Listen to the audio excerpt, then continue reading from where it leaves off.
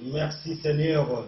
Le 8e mois, na ngonga oyo tokomi, Seigneur, ezali bokolo oyo mwana na yo Mystère Siatula abotamaki. Awa na se tobengi yango anniversaire. Nzambe tata ozwa lokumu nabotami lelo Nzambe. Merci lisusu.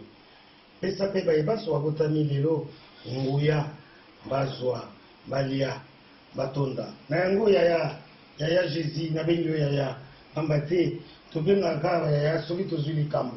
Sino te obenga moto na kombo na ye. Tobenga ka Jésus d'habitude. Mais lelo nazwi likambo na zan anniversaire. Mais yaya nalingi nayebani monde entier. Nalingi oyedenga Jésus na ngai. Na yango Jésus na ngai. Na monde entier. Pai nyonso moto ayebi nga azali. Eza na Chine, eza na Angola, eza na Johannesburg, eza na Gabon, eza na Congo, eza na Brazzaville, eza na Angola, eza na Botswana.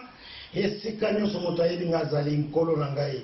Pesa ye makasi hakende. Epai nyonso batekaka masanga pembeni na bango adefa 2 bouteilles na compte na ngai Seigneur. Seigneur na leli amela Seigneur. Ye moko ayeba ndenge kofutela yango pesa makasi Seigneur. Po naza na mbongo te ya komelisa bato nyonso bayebi ngai nkolo. Wana ezali 1.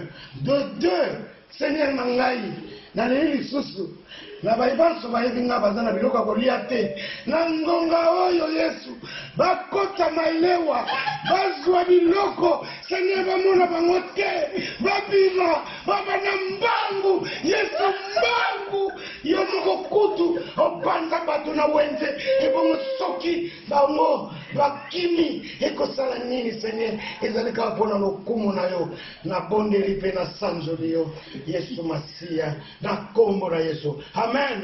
Amen. Amen. Amen.